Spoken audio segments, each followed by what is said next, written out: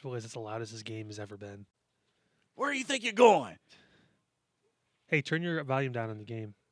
He probably can't hear it, but I just get like paranoid about that. Thanks, bud. All I think about with wrestling storylines, where do you think you're going? Where are you going with the story? The scene's not over yet. Aloha, mother fathers. Welcome in. We're not editing any of that out. That's fine.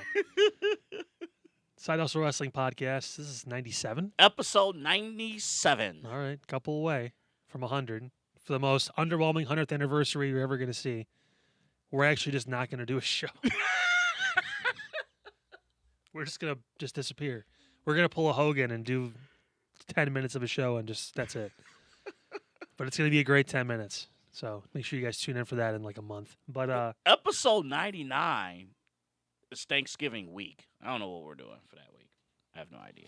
I feel a recording early coming. Well, now, so our friends over at Greenies have a Black Friday event near me in Broadview Heights. Yeah. And I have no other obligations this time, so I should be able to go to it. So maybe we run that at the flagpole. And by that, I mean talk to someone who's literally 10 feet away from me. Yeah. And see if he's free that day. Yeah. We'll speak that into existence. We could do that. Because I don't have anything going on Black Friday. Black Friday, yeah. He goes to his mom, so I got to save up. I got pulled into. I'm excited about this. I got pulled into a New Year's trip this year. A New Year's trip. Well, for like a day or two, for my budget. So because of that budget, I have to say, I get pulled into a New Year's trip. I'm only going to be there for one day out of the week, but it's still. I get to save a little bit. I'm single now, so I get to save a little bit of money during the holiday season. So I have a little bit in the wallet. Oh, that's Kyle. I'm Anthony. He went from $10 to $20 in his wallet. Hey, listen. That's a Chris 20. Who's on the 20? Fuck, who is on the 20? Pete, you want to help him? His first name is Andrew. Oh, Jackson. There you go. I'm not even thinking about the 20. I'm thinking about the penny. Yeah. Oh, Lincoln? Which is out of circulation. I saw that true. news. Yeah. Well, did you see the Giant Eagle buyback that they were doing? No, I did not. No. So Giant Eagle signs was about giving you for every penny, they were giving you two pennies worth of a gift card. So you had to have like a minimum of 50. So and up to 200. So if you had $100 in pennies, you got a $200 Giant Eagle gift card. So if you're a hoarder who loves just keeping copper by nearby, go for it. Because they want that copper, that sweet copper. I appreciate Giant Eagle for doing that, but I thought pennies were worth 3 cents. Can we just stop with the cash at this point? So just get a debit card. That's our cash now. It's 2.5 cents to mint a penny, which is why. Why would you want to mint a penny? That's how they make coins. The only Kyle. mint I like is my gum. That's how they make coins, Kyle. Sometimes Listerine. Depending on if I haven't done flossing enough, then I Listerine it up. But yeah. There's only so many Abraham Lincolns of you could. Seriously, just get a debit card. You can't spend any money you don't have that way. It's not a credit card, so you can't spend more. Well, the limit is what you have in your bank account. That's what the limit is. It's very true. There are certain high schools that we go to. Not all of them. Not as many as This is turning into a lifestyle podcast really quick. No, I'm just saying. Like there are some high schools that still only accept cash.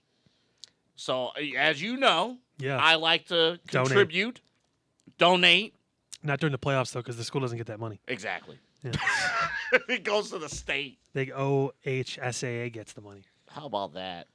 But hey, the school gets to host the 3 rounds. That's good. Not OSHA, OSA.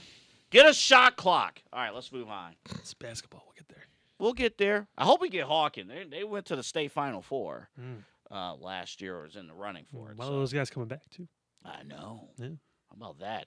Their coach used to coach at Maple. So now it's his second season. Anthony Burns, I believe. Yeah. At Hawkins. Well, speaking of coming back, John Cena finally came back to TV on Monday. How about that? And he dropped some fire. There was a bunch of memes going around when John Cena says, "Fine speech, kid." Like he's about to go into like Roman Reigns. That was the first guy I thought of. I'm like, no. He's not losing this match. Hey, listen. There were some good promos this week, but Dom Mysterio and we're going to talk about somebody who's really close to Dom's life here in a little bit. But Dom Mysterio in front of we both hate Boston, but that was a great crowd. Well, I wonder why they were hyped up. I know. Speaking of being hyped up, we're always hyped to talk about the sponsor, of course, of the Side Hustle Wrestling Podcast and Inside Edge Network, Mike Fabert, and your favorite agent. Yeah, if you got somebody in the road that is making some unusual sounds while they're driving, and your son's in the back seat and he won't stop making blow up noises because he's playing superhero again, or they won't use the turn signal. Star Wars, right? Maybe somebody who's driving in the front seat is playing Star Wars instead of paying attention to the road. Maybe you're seeing a llama driving a car and you're like, what is this animal doing? I need insurance. Mike is the guy to get the job done for you. And don't take my word for it. Don't take Anthony's word for it.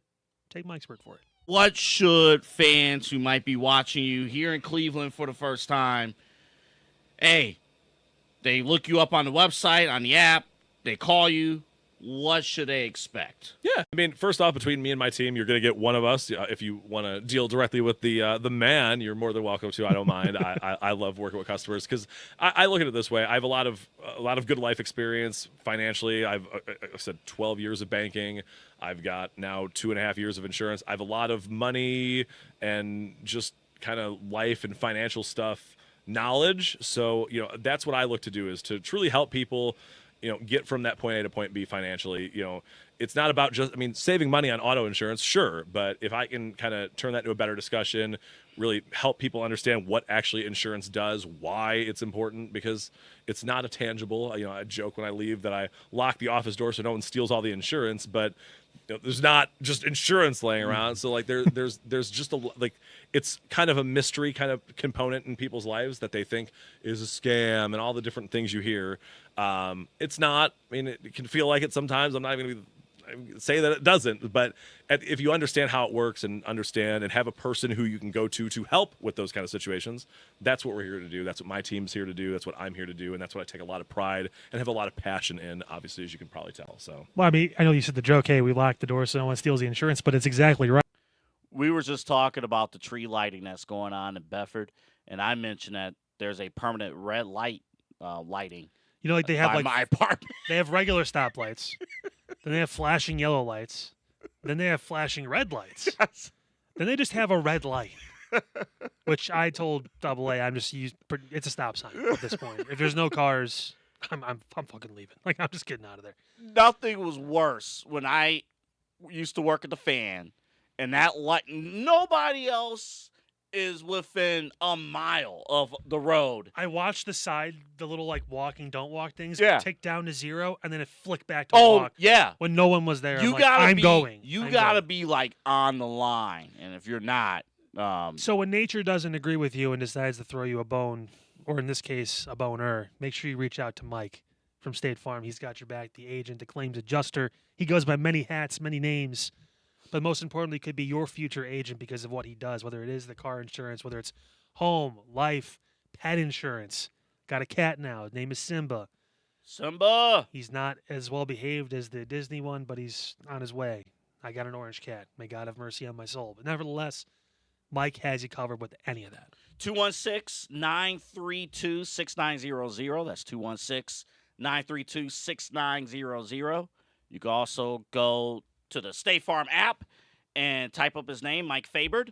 You can also go to his website directly, myfabertagent.com, myfabertagent.com, myFabert agent.com. Well, from our favorite agent to our favorite assassin on the microphone. Woo! John and Dom going back and forth, and Dom showing why he's going to be on a list we're talking about later. Let's hear it. For Boston. So why don't you go sit in that corner, let the grown folk handle business, and speak when you're spoken to. Or I'll put you down.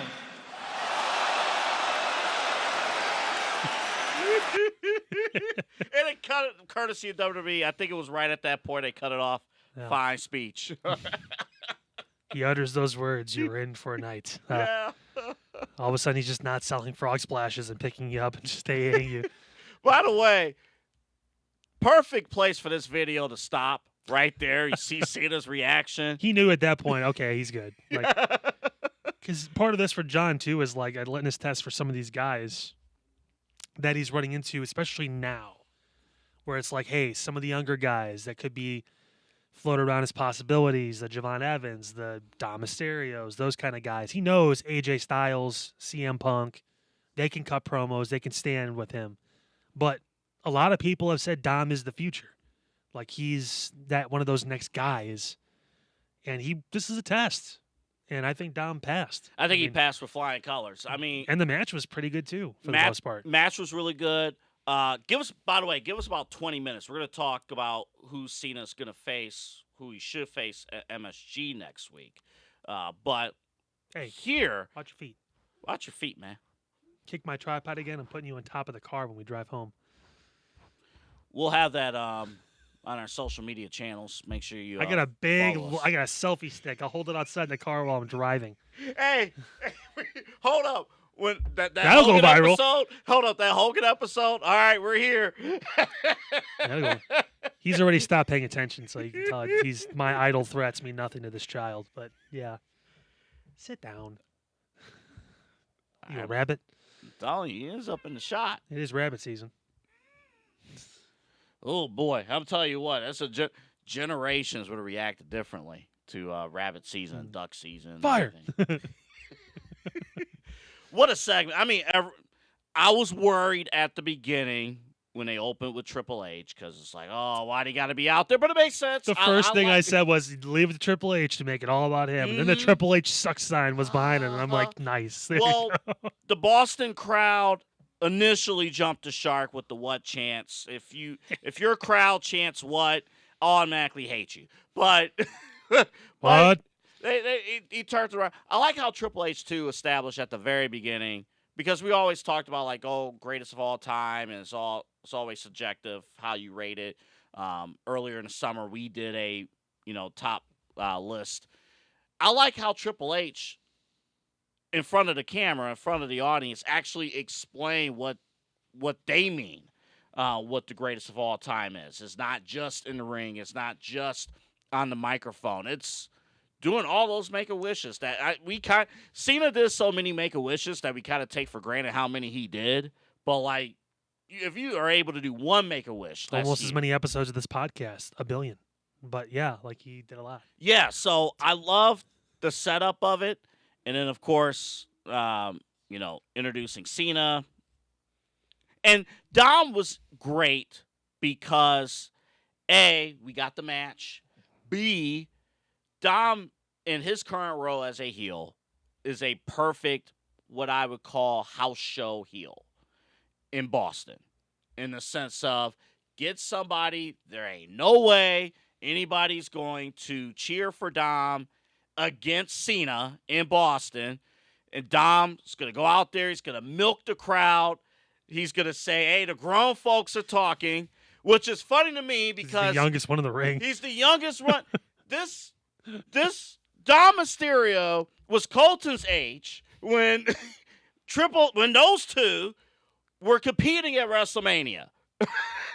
I was just thinking, I'm like, I watched those two at WrestleMania 20 years ago. Yeah, it's crazy to think about. This kid. Yeah, no, I mean I think to kind of touch on what Triple H said too, like it's really important, obviously, in that line of work for the fans to appreciate you. But it probably means a little bit more to John, and I imagine most people at that level, when your peers acknowledge you. Like Undertaker, like the respect that guy has, political beliefs or whatever you don't agree with, whatever. Like as a professional wrestler in that industry, there may not be anyone more respected than the Undertaker. He's the gold standard. Ric Flair, like just his aura, what he brought to the table every time he steps into a ring, into an arena, even today. Even though he wasn't on Blood and Guts, but apparently he was in the area. So that's fun. Don't get me started on that show. I don't know why I said anything. But you get my point. Like, this is to have that backing of the people you work with, the people that do the same thing you do, and they see what you brought for 20-plus years. I mean, yeah, like that's got to be special to him, and that's why it makes it a little more special to have Triple H out there, because he's another one of those guys that gets lumped into that top 5, top 10 of all-time conversation because of his mind for the business, too, and there you go. By the way, we don't have that much time left with Dom as a heel. Not that much time left. I don't think he's going to change much. But Why? My point. He Yeah. doesn't. He doesn't have to change at all. But I was just saying, everywhere else except Boston, he's getting cheered. Yeah. They picked a hell of a night. And I think here's the thing, even with Dom, because now, I mean, yeah, he lost the IC title. If Cena had more appearances, maybe you run it back, but he doesn't. It's just Nope, not gonna now happen. Dom gets Papa Yeah, he's gonna get his daddy, and for the AAA title. and there was a little wrinkle with that I want to address here in a second. But think about this in the future for the Judgment Day. You're gonna have that turn with the Judgment Day, because Dom after this match was like, "Where's Finn? Where's JD? Where's Raquel? Like, where's the Judgment Day when I need them?" And people are gonna boo the Judgment Day. They're gonna cheer Dom. They're gonna cheer Liv when she comes back. I mean, man, She's a very interesting wrinkle in all that's going to be how Liv factors into either the third restructuring, fourth technically if you count when Edge got kicked out, or the full-on dismantlement of that group, which a lot of people thought was going to end a long time ago. I know, But it's still here. still here. Still there, and it's still like 5+ members. So I don't know how. I think early 2026, probably around the Royal Rumble is when she'll come back. Yeah, I don't know how that's going to affect anything. It's going to be very interesting. And who is she going to side with? I mean, does Raquel go with Roxanne instead of Liv because Roxanne's the younger toy who's proven herself and wrestled a lot? And Roxanne has shown interest in Dom. Dom has not shown interest back, Which is interesting which is very interesting. because I want to use that word another time. But yeah, like how many times can you put interest or interesting in a fucking sentence? Yeah, I But know. no, like he hasn't bitten, the proverbial low-hanging fruit yet. He's been Yeah. kind of hanging out, not really saying. He's like, oh, yeah, yeah. Instead of like, oh, yeah, yeah. Like he's been just holding off. When does he pull the trigger because of frustration or whatever? Like, man, it'd be nice if I just had Liv here. Oh, wait, Roxanne. Was it this show or was it last week where they had the backstage? Where she sat down with him and was talking to him. Liv, they had Liv's photo. Was it this week or last? It was, I think, last week. Yeah, but Yeah. that's still Yeah. that's huge. Technically, he hasn't done anything wrong yet that we know of. Yeah. But it's WWE and it's Triple H. There's a little bit of attitude error in the back of his head. Oh, what if she took him away? What is Triple H even thinking at this point right here? You know what I love too, like when feuds are clicking, and I'm not. You want to know what he's thinking? Fuck, I'm going to have to pay this kid. Yeah. Shit.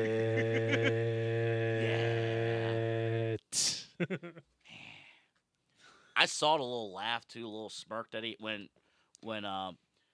actually Pete, can we play this promo one more time? Watch. It may not pick up on the camera, but Triple H behind Dom, a little bit of a smirk. I don't know if we got it here, but let's play the clip again. For Boston. He's hiding Sit something. in that corner. Let the grown folk handle business and speak when you're spoken to. Yeah, pause it right here. Like right here. He's trying so hard not to just I fucking know. grin ear to ear because this guy's just nailing it against John. Like I wonder. Thank you, Pete. That's all we need to play there. I wonder, how often does Triple H give pointers to aspiring heels backstage? Because Triple H, I mean, we watched when he was the heel. he gives probably pointers to everybody. I know he gives pointers to everybody, but I'm talking about specifically here, like the Dom and to like heels, because Dom is doing this so well. Well, his perspective is different too in that chair because Vince was never a wrestler. He watched his dad. He was a promoter. He was an announcer. Like he could be in Michael Cole's ear, and it's like, okay, Vince did that for a while, so maybe he does have something he can give to him at least in this arena. Even though Michael Cole was an actual full-on media person, whereas Vince just did this for a job for a little while. But I mean, What a maneuver! yeah, like he didn't have much to give as far as the wrestling side of things, or maybe there is some psychology. People said he had a great mind for the business, I'm sure. But like, I'm sure he had to have a decent mind at some point to have that success he did. But Triple H is a different perspective because he was out there every week, won the title multiple times, was told to lead the company at certain points here and there too. I mean, like, he was the guy. So, like, it definitely is a different kind of. It's like having a team run by Peyton Manning, and you're a quarterback, and you're like, Yeah. I'm gonna go talk to Peyton Manning. Yeah. Whereas before, if it was like, John Dorsey, you're like, okay, John Dorsey, maybe he played a long time ago, like, not as successful as in the NFL, whatever, and he knows some things because he has a lot of experience, but it's a different perspective when you talk to someone who's been in the spot as opposed to someone who's kind of built the spot, so to speak. So Yeah, so we're going to, I promise you, as we enter into year 3 of this podcast, we're going to be talking a lot of Dom Mysterio and you will too, in a lot of big feuds in 2026. If you didn't believe that Dom belonged in this spot, I think Monday changed some minds. And it's actually really appropriate that Dominik Mysterio had this moment this week. It was 20 years ago today, well, yesterday of our taping, that we lost Eddie Guerrero. And it's hard to believe that it's been 20 years. Like, it's crazy. For me, personally, I was 13 years old when Eddie passed. I remember it was a Sunday because I was at my grandma's. And, back in 2005, you have one family computer. So, basically, we all know you have shifts, basically, with the computer. So it was my turn at that. It was 2005, and that was the year that I really, really, really got back into wrestling. Because 2005 was a great year in pro wrestling with Edge and Matt Hardy and Batista and John Cena, blah, blah, blah.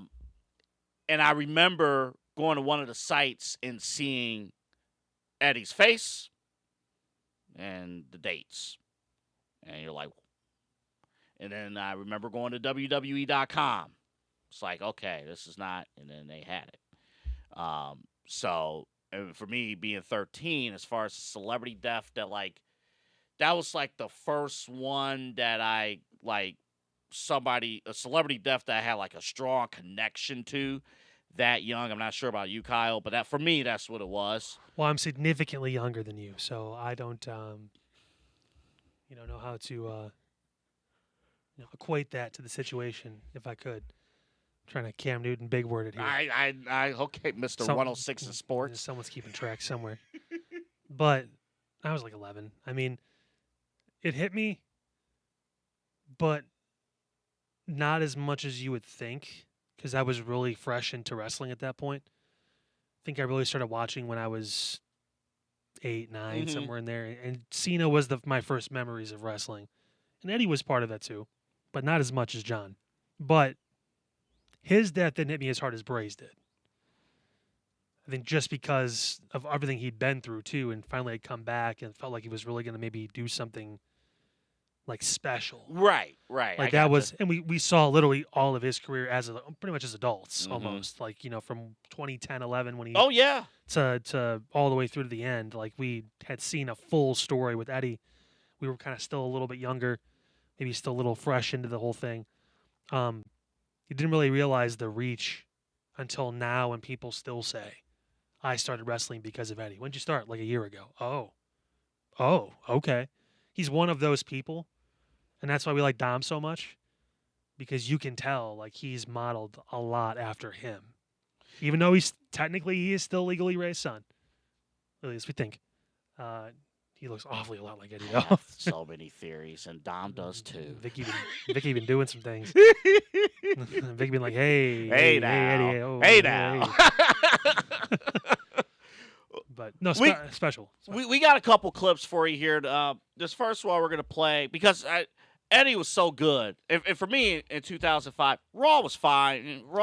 I still remember the Big Show clip. I didn't pull that one. Yeah. When Big Show's in it. Hola, ese! Join the burrito home! Oh, yeah. When you get a chance, please watch that. That is hilarious. SmackDown was my show back then, though, because it was Ray. I put some laxative in the burrito. That was great. Oh, it sounds like it's a Big Show in there. But it was Ray, it was Eddie, it was Undertaker.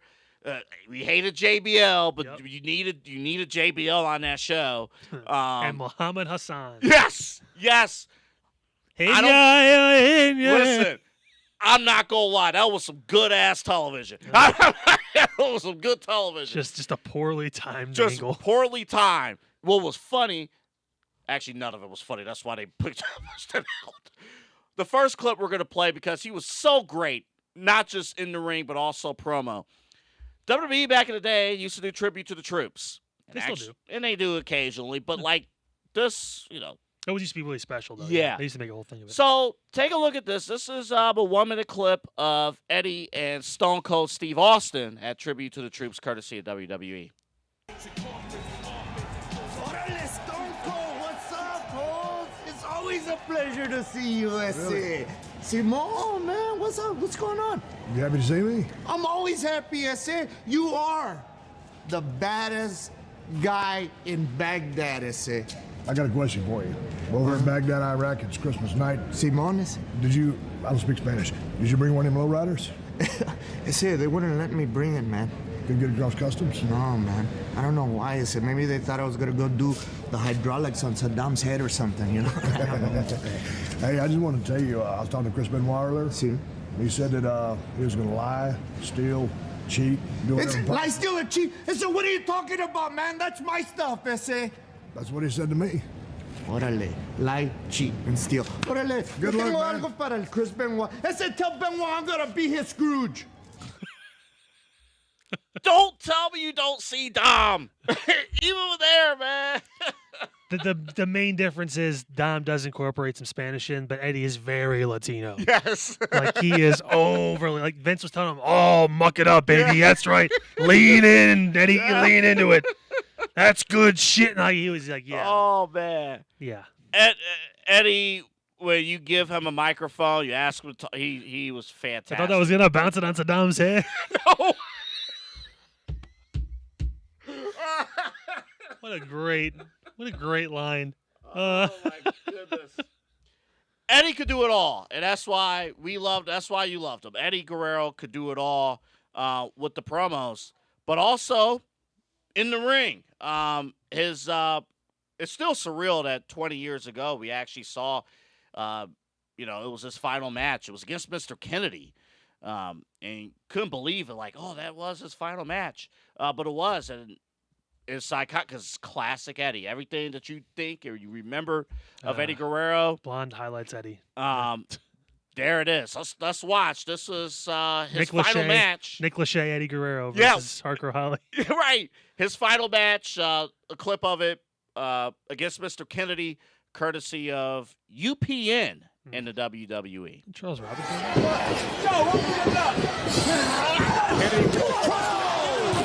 Referee Charles Robinson He loves it. sandwiched. There's that grin of Eddie. There's the grin of Eddie Guerrero, which means he's up to no good. Oh, this is where Eddie Guerrero does his magic. I mean, accidentally, the referee got squished. And now, Eddie Guerrero with steel chair in hand. The referee's been knocked down. Guerrero's got that big grin on his face. And Kennedy's about to eat the chair. Eddie realizing the referee's coming to here. What the hell? Eddie is tossed away to Kennedy. This is Points at him. God. Kennedy caught red-handed. Kennedy caught red-handed. You gotta be kidding. The winner of this match as a result of a disqualification, Eddie Guerrero. He's vintage Eddie Guerrero, lying and cheating and stealing. right there. By the way, for you young kids out there that watches our show, SmackDown used to be a really, really good television show. That was fun. Very fun. If you haven't picked that up already. Man, crazy. 20 years ago, Eddie Guerrero, former WWE champion. Actually, that whole week, I don't know if you guys remember this, but Batista was hurt. They were going to write off Batista because he was injured. He was going to have surgery. And the day that that the day that Eddie Guerrero passed, they were in Minnesota. They were going to give Eddie Guerrero the title. Yeah. They were going to give him the world title. Who knows how he would have carried, because he was kind of working a tweener role as Batista's best friend, but you didn't know if you could trust him because he'll give you a high five and then give the same burrito that he gave the Big Show to Batista, so you don't know. I remember Batista one day taking away Eddie Guerrero's lunch, which is very heelish, but it's 2005, so fans cheered for taking food away from somebody else's plate. We're a different country now, 20 years later. We are a very different country.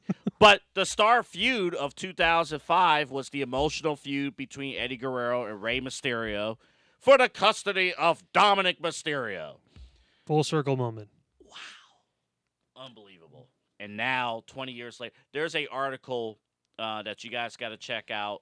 Rey Mysterio did an interview reflecting back 20 years, without Eddie. Rey has some great words about Dom kind of transitioning to this current heel turn, and he's doing a great job, and Eddie will be proud of that. So, 20 years ago, you mentioned a lot of guys. For me, because that was a stretch with Eddie and then the Chris Benoit thing, but from a human standpoint, that was one of his best friends. Yeah. That was his best friend that he lost. And that started the downward spiral of Benoit and everything. And then you mentioned years later with Bray Wyatt. That was tough. Yeah, so.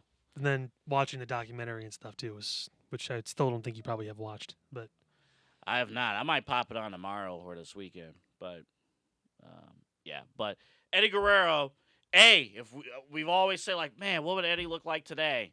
We've seen a little bit of that with Dom Mysterio. Well, Dom's got to bulk up a little bit in the chest area because Eddie was always jacked out of his mind. Yeah, even though he was only like 5'8", he was only like, oh, what the? But you know what? Dom's going to be his own guy. That's how good Dom is. He's going to be his own guy. Don't talk about my father like that. Right. Oh, man. All that stuff, again, brought to you by Mike Fabert, the My Favorite promo of the week, the current day promo, and then we gave you a classic throwback promo as well. Again, myfavoriteagent.com. And, yes, he is the claims adjuster. He asked really nicely to put his singlet on backwards for you. Yes, he did. Wow. Journey 3 coming up. Let's see some mid-back. Right. Big back action. Mid-back. Journey 3 from Exodus Pro coming at you Saturday, December 6th, less than a month away. That's in Cleveland. Right here in Cleveland. All right. So, John Cena, as we mentioned earlier, won the Intercontinental title. You've been on it for a while. I kind of pushed on, like, he ain't winning the IC title. He won it. Where do you want to go first with this? You want to go who he should face at MSG, or should he retire with the IC title? No. You're saying absolutely not. This is a nice way to either give this to the winner of the tournament, because you mentioned before, what's the real prize? Well, now it could be for the Intercontinental Championship as well, it's the Workman's title. It makes a lot of sense. This also does, unfortunately, open the door for Sheamus to be the one that goes and faces Cena in his final match. Ironically enough. Same date. Yeah. So. You know who, if Dom did not win promo of the week, I was going to vote for The Miz. Oh, he had a great. The fact that Miz hasn't been in the same area as John at all, he's been kind of is kind of weird, just because they have a lot of history together. Possibly one of the worst main events, at least for a lot of people's. I didn't mind it, but a lot of people didn't like the main event of 27 WrestleMania. There was a lot of that pay-per-view. Half of Miz's career has been bragging about pinning John Cena at WrestleMania. Like, that's been like his thing. They had the stuff with Maurice and Nikki Bella too, which was interesting and different. And usually we're not that big on mixed tags, but of course the penultimate engagement of John Cena and Nikki Bella happened at the end of that, which is crazy. Mm-hmm. Like, he engaged to his fiance at WrestleMania, which is nuts. Very John Cena thing to do. But I mean, it's been weird that he hasn't been around, and there's no guarantee. Who does he have in the first round? Do we know who he's facing? Jey Uso. Yeah, good luck. I Yeah, he mean, ain't winning that. Yeah. well, I don't know. Jay's been on a losing streak, so maybe there's a chance. And I would rather see if it's just those two. I don't want to see Jay and John. I agree. I have no interest in seeing maybe an ultra heel Jey Uso, but not this current iteration who's goody War Games Jey Uso. I don't Yeah, like that. you know what though? I want to see Miz win a match in this tournament He should. because I love the promo. The promo was basically, I beat John. It's kind of like how the KG and the Celtics always brag about, winning the 2008 NBA championship. Anything's possible, yeah. Yeah, anything's possible. Like they brag like they had a dynasty, like you won one championship. That group. Anywho, back to wrestling. Not like Miz, who's a 2-time Grand Slam champion. Yeah, and so I'm like Miz is the line where he's like, nobody will expect it, the internet will hate it. And I'm like, you know what? Now that you said that, I love it. People would be pissed if it was Miz and Cena for the IC title, in DC that would be the ultimate key thing for Miz, and kind of a situation where we've talked about this. We didn't really know what his future was going to look like. Unfortunately, a lot of these stories take out a lot of possible opponents for John at MSG because they're involved in this tournament currently. Mm-hmm. And the Miz, I don't think he's going to lose the match on Friday to Jay and then all of a sudden flip over to Monday on MSG and say, I want John. He doesn't. I don't think that works like that. It won't work. So this has to be a surprise. And knowing John, he'll do an open challenge because I've only got 3 appearances left. I said I was going to leave as the last real champion. I will take this home with me. It's up to you guys to take it off of me. So this is an opportunity now for someone to come out here at the most famous arena in the entire world and take your shot. Because I don't have many of these left. And knowing how they you think you know me? Could. I mean, that would be really the nice. fact that this always happens, and you know what? I will sit here and say I'm wrong next week if it doesn't come to fruition. But when the Pro Wrestling Insider shit, there's been no discussions about Edge, and there's been no discussions about Edge. He's gonna show up. That means they're doing exactly what they wanted to do the entire time is keep it a secret. There was a couple times this year where they said stuff like that, and it was like the AJ Lee stuff. She wasn't a thing until she was a thing at the very last second. It's like that okay. always happens. It's like you're so full of yeah. They've never been in fake discussions. reporters that don't even talk to anyone that's actually important. I think I'm like things. every major Cena story. There have been no discussions prior that have been made public. Everyone. This year. The heel turn, nobody knew. They literally said 4 people knew that until the day of the actual show. That's a big deal. Yeah. And no one knew about it. Nobody knew. And how many guys have you seen and girls come out on podcasts or interviews and say there's not a lot of real surprises anymore? Can you imagine that place? Either one, if Jericho or Edge shows up. Those are my 2 picks.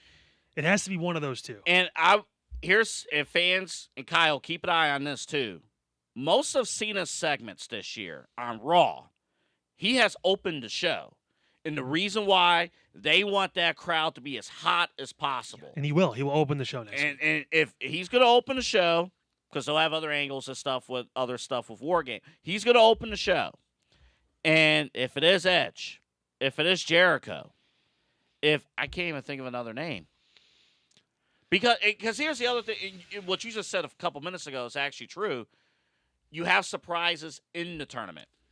Yeah, I think that and the other thing, the NXT, the whole Saturday night's main event is basically now going to be a main roster versus NXT Invitational. Yeah.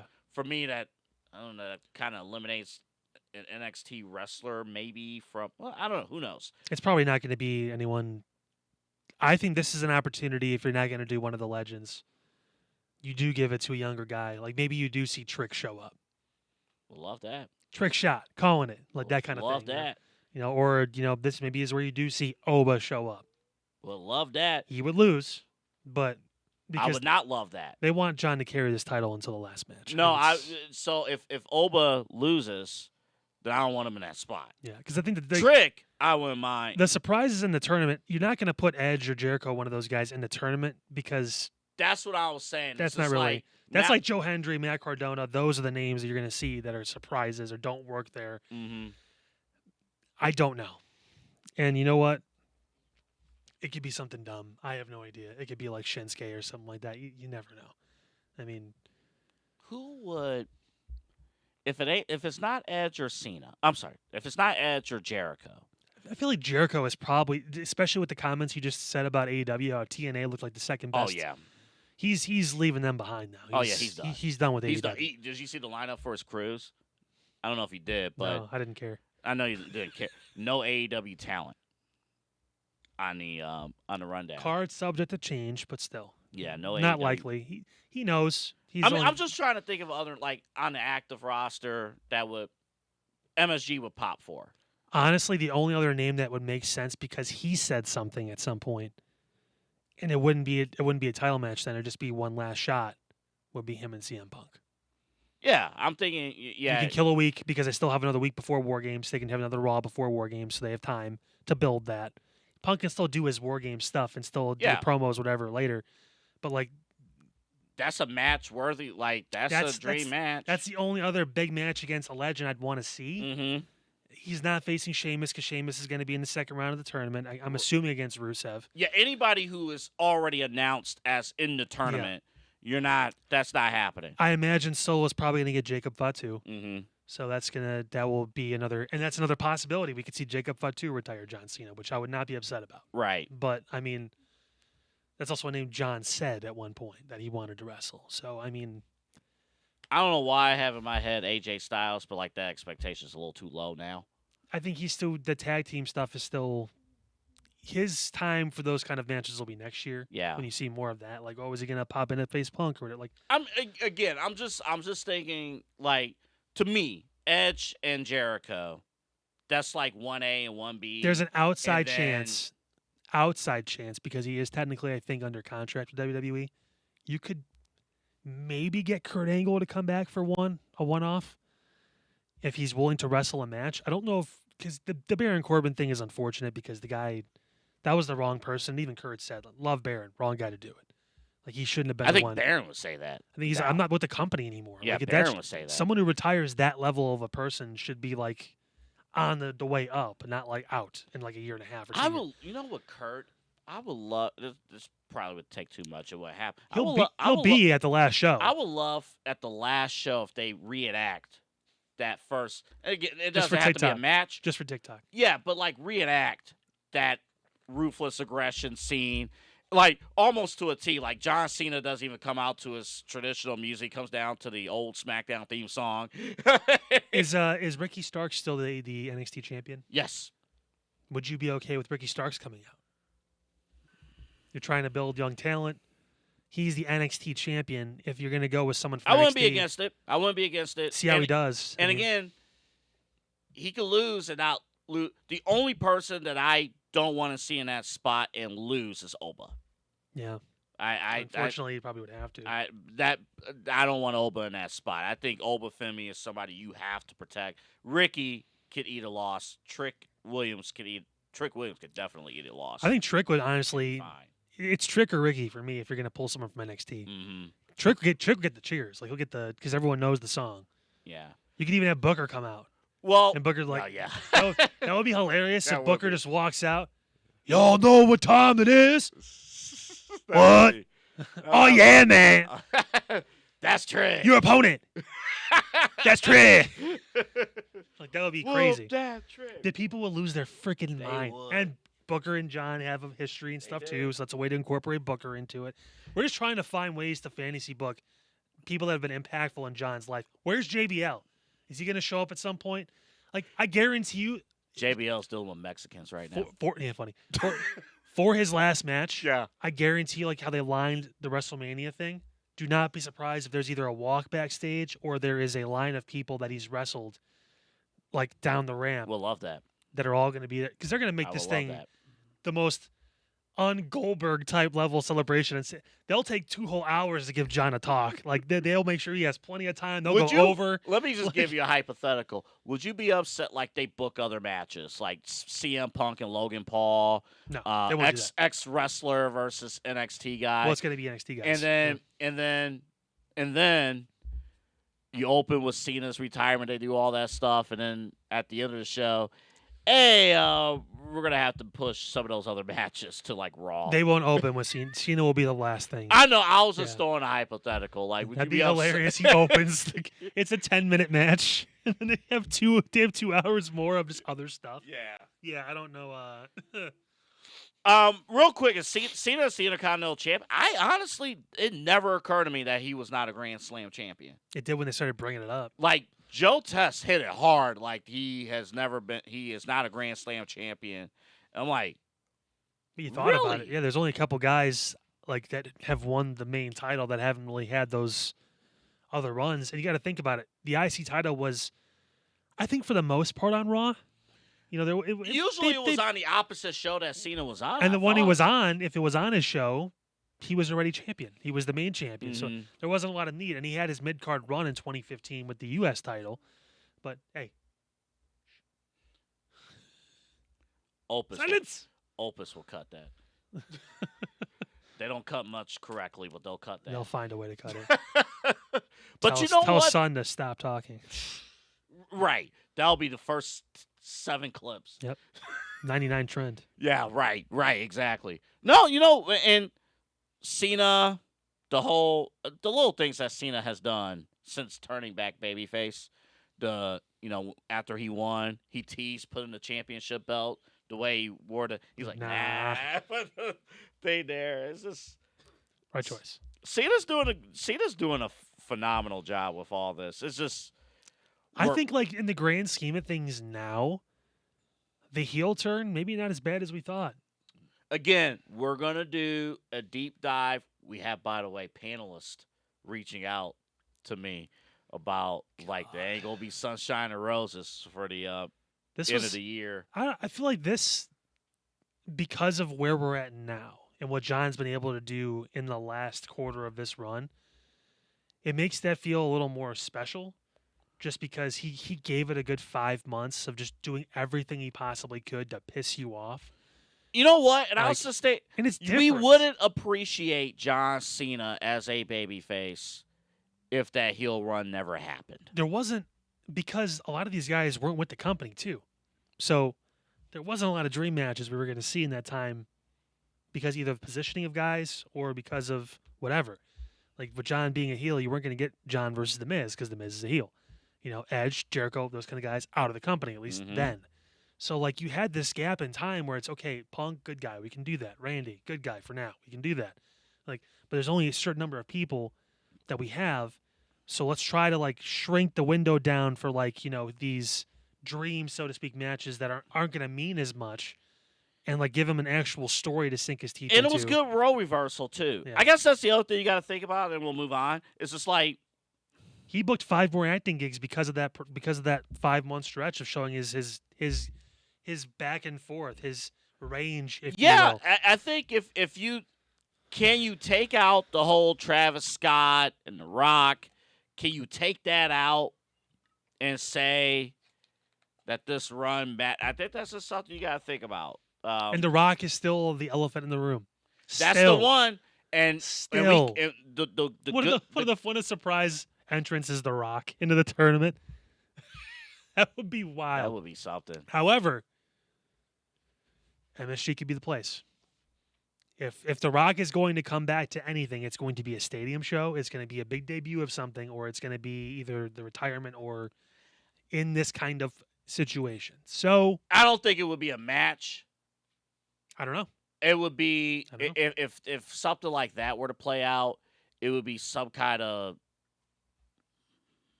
whatever. that is. And then- I am fully convinced that The Rock just doesn't like wrestling anymore and won't be around. So Probably not. I'm not. Yeah, I'm whatever. not putting my hopes up on that. he doesn't make the kind of money he makes working a movie that he does wrestling. So True. Let's talk about our War Games matches that we have set. We'll start with the men's well, War Games. kind of set. We don't know who's filling them out completely yet, but So let me ask. So is it going to be 5-on-5 or Yeah. 4 versus 4? Because if it's 4 versus 4, the women's is set. I hope not. It's traditionally a 5-on-5 match. I hope they keep that, and it's all like that's how it's been. Even last year, it's how it was 2 years ago, whatever. So, yeah, I mean, and plus that leaves room for the Becky AJ thing I had in my mind on the women's side. Right. On And the we'll men's and side, we'll talk about the women's in a second. yeah. but- On the men's side, I mean, there's a lot of what ifs right now because 2 more spots for each. I'd like to think that John will not be in the match at Survivor Series, so they will call upon him. That's how you get Punk and John back in the same ring, arena, whatever, one more time before it's all said and done. That when John comes into that match, it automatically opens the door for Brock Yep. because you're not going to get to go on your high horse, Cena. Watch Brock into the tournament. That'd be wild. Put the hat on. Imagine Brock shows up against like Solo. He's like, "What the hell, man?" Solo's like, I get to see his face, like, what? Oh my goodness. That would be no. pretty Honestly, special. they'd feed LA Knight to Brock Lesnar probably before they'd feed Logan. Yeah, Solo. I think LA Knight's days in World Wrestling Entertainment are coming to a close. I don't know about that. See his promo get cut off? I mean, he went over. It was his fault. They're doing all the they did the same thing to AJ, and then he won a title. So I don't know. I mean, it's all part of I'm it. pissed off at the company. And then, He'll because he's the one that can and then he's actually like in talk. the Final Four in the Royal Rumble next year. Yeah, I mean, like, because he can actually do something with that kind of story. Like, they didn't give Cross a chance to do anything with that story, but they could give LA Knight a chance to. They're giving Aleister Black non-title matches against the champion because he's running, literally carrying Cross's gimmick. So now we can see if LA Knight can take the I'm being shunned to the in-between segments. By the way, I was ready to, since there were 2 spots that had to be filled, I was ready for like Brock. I was ready to fill that last spot with Aleister Black on the heel side because he was feuding with Cody, and then I watched SmackDown last week, and Aleister was not put over like at all, and like Damian Priest lost on Raw. I know it's kind of reversed order, but Damian Priest losing the tournament on Raw, and then Aleister and Damian are basically back to feuding each other. Yeah, they're like a stopgap for Cody. That's all it was. It's, man. But for now, who knows? I mean, he's got the potential to do it. I told you Again, for a like I long said time, before, but- like you're gonna have an all-star team, but that fourth or the fourth guy, you could put an up-and-comer in that spot to kind of round things out a little. If Cody was actually feuding with Aleister Black, yeah. but he's not. Well, the so- obvious choice for the men's side is Jimmy, because for the babyface side, yeah, I mean, there's not really unless you put LA Knight in there, but I don't see that happening. I don't. So- LA Knight can't work with any of those guys. So I feel Like like in storyline terms, right now. I feel like you're probably just kind of handcuffed to Jimmy. I don't think Roman's going to be there. So So my theory about Brock's involvement was directly tied into Roman's involvement. Now I think Brock will still be there, but my story was, all right, you got Bronson Reed over there. Obviously, Roman has history there. You have, Braun Breaker. You have Paul Heyman, and then Logan Paul is going to talk that talk and see what happens there. My only thing with the Roman thing was, obviously, I think what you was going to get to was I don't want to see you until Christmas. Yeah. I'm trying not to take that line literally. Colton, go sit down. What are you doing? I'm trying not to take that line literally, in the sense of, could he be involved there? So I don't know. We'll see. And then Jimmy's interesting too. So my question with Jimmy Uso, how would he get himself involved with this match? He's the brother of Jay. Well, but Jay doesn't want anything to do with. Well, I mean, No, they're fine. They've made up multiple times. I mean, they need a 4th or 5th member.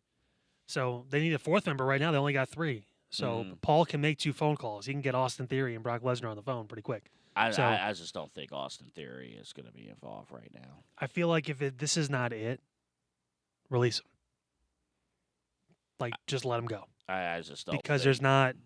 This is a perfect opportunity for him. And I've seen some people say, "Oh, you don't want to take the spotlight away from Braun." They're giving Bronson Reed these main event level feuds too, and he has as much a right. I told you, he's the one that pinned Roman, He pinned Roman. so he should be the one going for the world title right now, not Braun Breaker. So I Yeah. mean, like I don't buy that for a second. Like the whole point of this group is supposed to be the future. Austin Theory, who is going to be again on the list we're going to bring up here in a few minutes, like he should be with this group. It makes the most sense, and he is your mid-card champion then. For now, he is your guy to go after John, whatever it is. I get when we talk about this list in a little bit, it's like, is Triple H going to actually put the rocket on somebody? Like, really put the rocket, Dom Mysterio. But I'm talking about, like, breakthrough into main event and winning titles. I don't know. Men's War Game is nice. I need to see some more, obviously, development because it just, We're only 60% of the way built through. There's a lot more names. Well, there's 4 more names to get announced. The I question just is who. want to be like William Regal, where I'm just paid to say one word a year. And then I got other backstage responsibilities. But I just want that. I just love, too, how they just said, screw it. Let's get straight to the point backstage. Regal. Just love Regal. how they did that. Women's War Games match. Lash Legend, now a member of the main roster, team with Nia Jax. Those right hands to Io. Good God. Woo! They clipped that and put it on social media because she just. I remember watching it. I was like, God.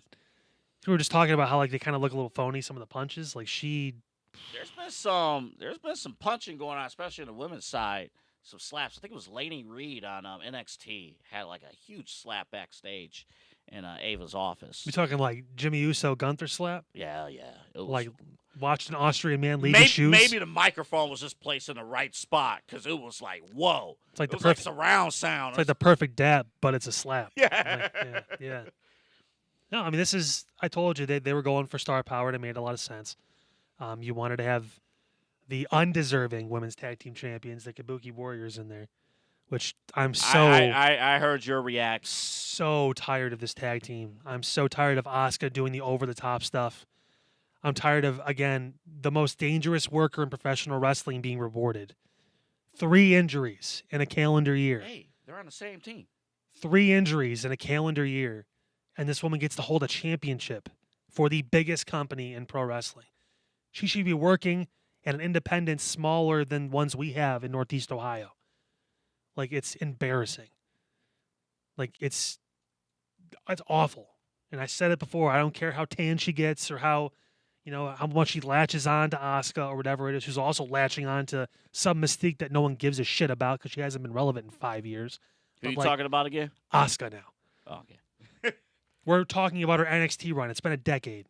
Like, either book her properly or she needs to go too.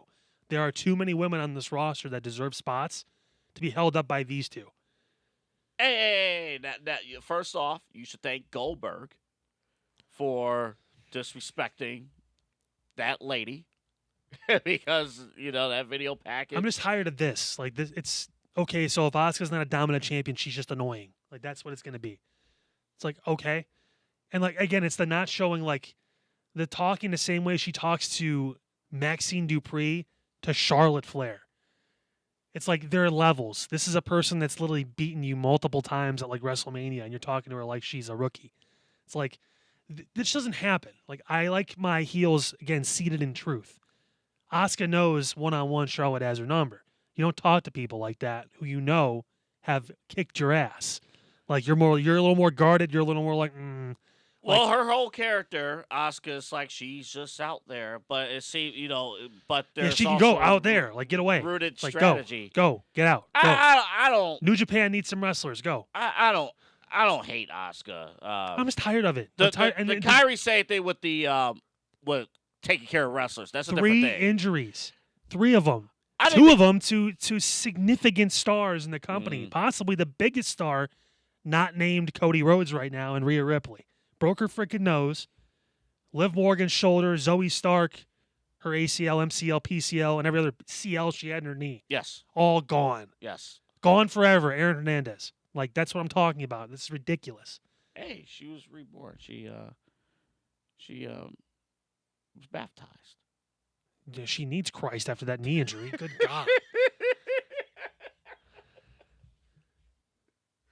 Her knee went ways that I dream about, and I don't call them dreams. Let's be honest. I call them American nightmares because I live in America, and that was a fucking nightmare. Like, that's just insane. Like, Insane, stupid fucking elbow. Like, yeah, I'm so over it. Other than that, are you excited for this match? I'm excited for this team, Okay. and I'm happy that believe it or not, Naya's gotten a lot better with not hurting people. So that's great. I think when you do the bare minimum, it's surprising. Nia Lash Legend is going to be a huge addition to SmackDown as a team. Unfortunately, the logical picks for this match as the 5th is Tiffany and Jade. Unfortunately, I disagree. If they're not in a match, I think they'll be in a match. If they are, then good. Don't put them in there. I think your 5ths are Becky Lynch and Maxine Dupree, and Becky is you got to have her in. Becky is just a star, but I think there's something with Maxine Dupree. I don't think so. I think there's something as far as like they're gonna put that out at MSG. There's some kind of weird. I don't want to call it weird, but like there's an interesting connection that Maxine Dupree has, and I said this a little bit on the NXT. I was talking about Tatum Paxley. Yeah. I think her and Maxine are kind of. Sometimes you need like 1 or 2 characters in pro wrestling that actually truly relates to kids. That actually you can look to and say, hey, you know what? I am the underdog, but I'm going to do things my way. I'm going to find a way. Here's the thing. To overcome things. And maybe coming off of the MSG match on Raw, and I don't know if Maxine's going to win it, but I'm not going to rule it out that she's not going to win that title. But I think as a babyface, Maxine with this team, I think will work. And Becky is your lead, shit talker that you would need on that heel team. I am not one to speak for women because I'm not one, but I would not relate to Maxine Dupree being 5'10", blonde, and with supermodel good looks. I would relate to someone like AJ Lee, who's 5 feet, who's had to work for everything, I'm not saying Maxine isn't a hard worker. Is AJ Lee really working for everything? I'll see her on TV. She did her job 10 years ago, and she left, which was I'm smart. talking about how many kids actually know, other than You that one match about AJ Lee. Well, we're going to find out more. Just be prepared for my reaction next week when Maxine loses this match, probably pretty convincingly, and then gets beat down afterwards and AJ shows up because it's an MSG. You save your big stars for the big events and the big shows and the big arenas. She's about done with that book tour. This is an opportunity. She will be, I think the final 2 spots should be Becky and AJ because the men's Wargames match is star power. The women's needs to follow suit. I hope AJ Lee's around, and I wouldn't mind her being in this match. I wouldn't. I'm not arguing against it. Makes a lot more sense than having Maxine. I'm just. Where is she? I know the book tour, so kind of answered my own question. Mm-hmm. But even on television, they're not saying on the show like, "Hey, she's out on the book tour." They're not saying on the show. She's just not there. Part of the understanding may have been like, "Hey, I'm going to do this one match, and then I have to go away for a month or 2, and then I'll be get back." that, but they need to do a better job of explaining that. So like if she's going to be a big part of the show, they need to do a better job kind of explaining that. But you got your War Games match all set and ready to go. When we come back, the top 20 in their 20s, Bleacher Report came out with their list. We'll react to this list when we come back from break. There's some good names in there. I love how you just showed the top 10. Way to ruin the surprise. It wasn't going to be a surprise. This computer did an update while I was putting the show together, so you're getting what you're getting. Also, Kyle has a question about Cody and Roman Reigns. A very important question as we get settled on into War Games season and then very soon WrestleMania season. So very important question that Kyle's going to address. And then I have a quick Blood and Guts review. I actually watched, for the first time since we went to Dynamite in Cleveland, I watched the entire AEW Dynamite show. How long was it? It was 2.5 hours. No overrun? Actually, it was 2 hours and 38 minutes. Can't book a 2.5 hour. She can't even go over properly. Like, you know what the lead out show was, by the way? Wipeout, starring John Cena on TBS. I got some thoughts about Blood and Guts. Ooh, that was loud. Heard that through Pete's headphones, and he's Yeah. again 10 feet away from me. By the way, Pete, it's great to have your voice back. I don't know who was sitting in last week. You should have recorded You that somehow voice from look last you, week. you feel better, but you look worse. Thanks.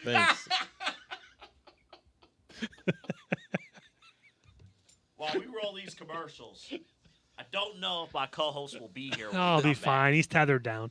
We'll be right back after this. What should fans who might be watching you here in Cleveland for the first time, hey, they look you up on the website, on the app, they call you, what should they expect? Yeah, I mean, first off, between me and my team, you're going to get one of us. If you want to deal directly with the man, you're more than welcome to. I don't mind. I love working with customers because I look at it this way. I have a lot of good life experience financially. I said 12 years of banking.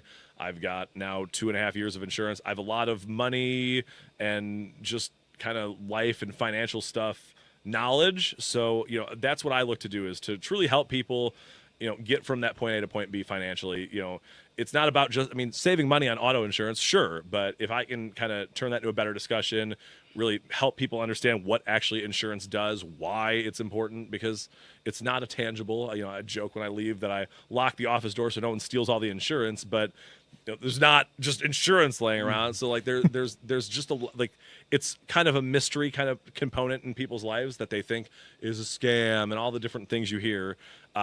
It's not. It can feel like it sometimes. I'm not even going to say that it doesn't, but if you understand how it works and understand and have a person who you can go to help with those kind of situations, that's what we're here to do. That's what my team's here to do. That's what I'm here to do, and that's what I take a lot of pride and have a lot of passion in, obviously, as you can probably tell. So, Well, I know you said the joke, hey, we locked the door so no one steals the insurance, but it's exactly right. Small business owners are superheroes, but nowadays running your business means doing so inside your shop and on social media. That's why you should make Omega Video Marketing your sidekick. With a decade of content creation experience, I create dynamic, informative, and fun videos for your specific social needs that will increase brand awareness, get you more followers, and keep your social pages and websites current and fresh. I offer flexible pricing and turn times and will work with you to understand your brand and your story. All of that comes from the heart. My award-winning expertise is just the cherry on top. So let's get connected. After all, your brand is the alpha and my expertise is the omega. And then I said penis. Dog. I don't know how to come back. Oh, from that, sorry. man. Hey, sorry. I didn't see Hey, that. welcome back. I didn't see the giant screen in front of me that said we were back. Omega Video Marketing. Megan does a great job. She does automatically a great job because she is sponsoring this ridiculous show. Right? No, that's Rob Deerdeck, and that's done now officially. Yeah. 2,000 episodes. He walked through his office building and said something else is coming now. So, Hey, but kudos. He gave a shout out to Big Black. That touched me a little bit. That was good. Yeah, man. I can't. Dude, my brain is working so fast tonight. It's insane. It is. You like Big Black? You didn't watch Rob. I was know gonna what be you a were little- I was going gonna be a for. little Black. You didn't watch Rob.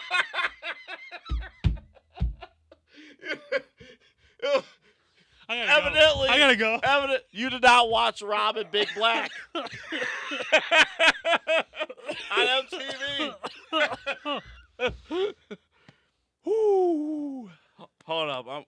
Oh my God! Hold on. Stop showing the list. I'm sorry.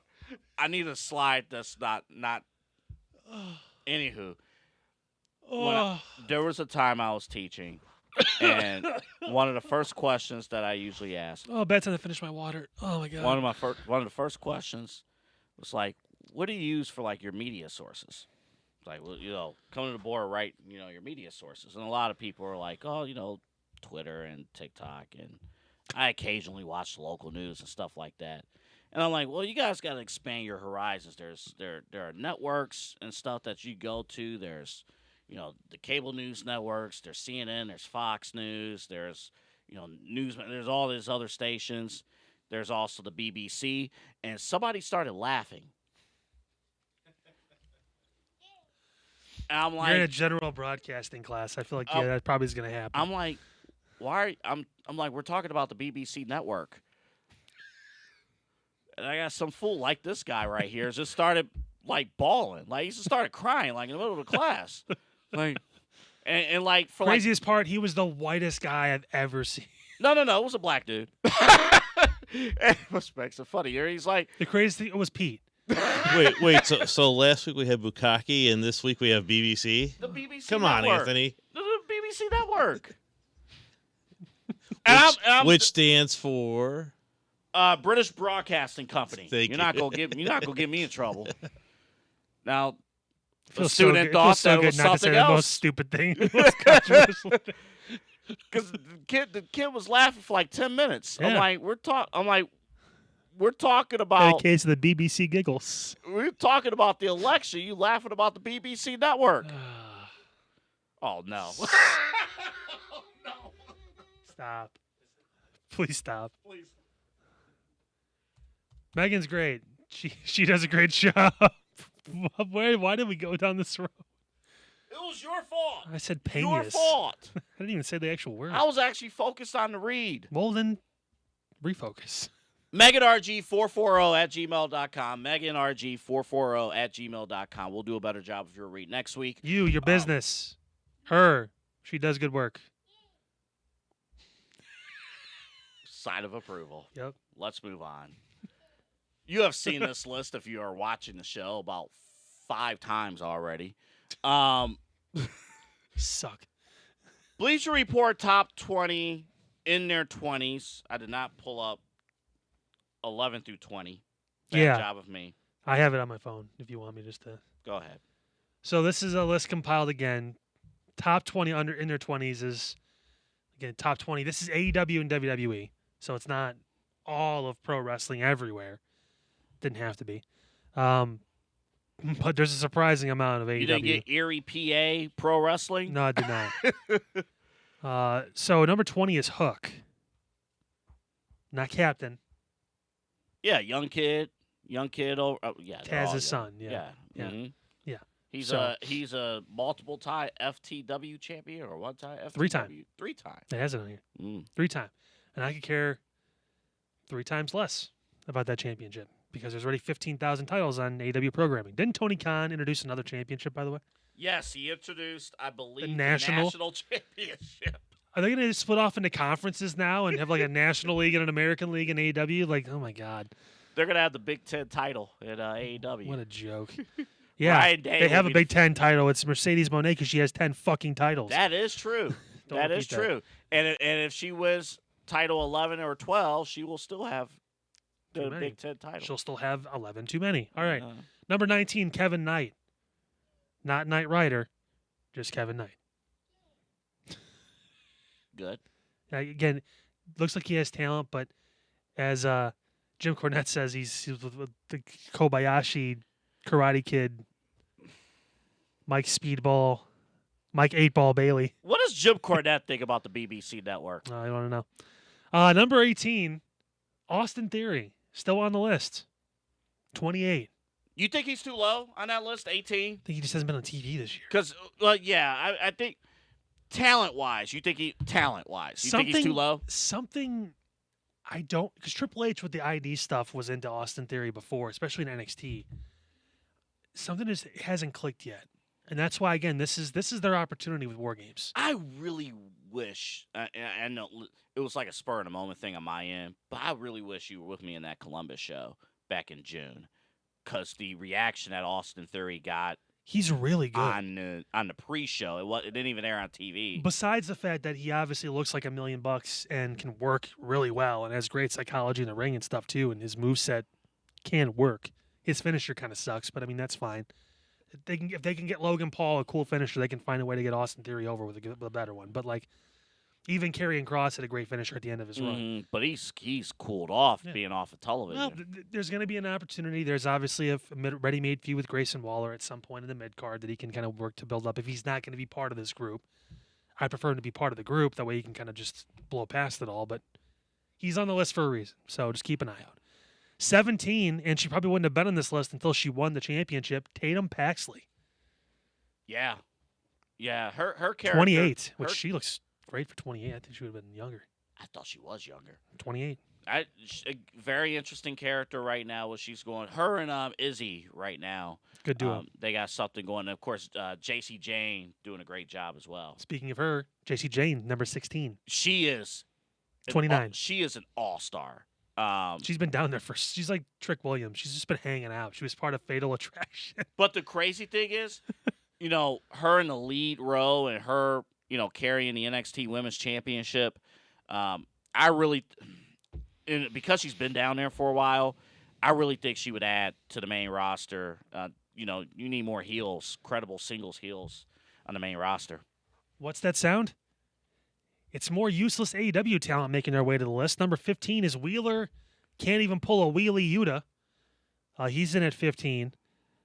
Don't tell me why. The Death Riders is probably one of the worst stories ever in professional wrestling, and they're still a group, by the way. Uh-huh. They've been joined by number 14 on this list, Daniel Garcia. Which, I don't think he has the it factor. no. I mean, I honestly, you could think- not have told me when the first time I watched AEW who was who between Ricky Starks and Daniel Garcia. I think watching Blood and Guts, every time I see Garcia, and admittedly, like I said before, I haven't watched a full Dynamite since we went to the show in Cleveland.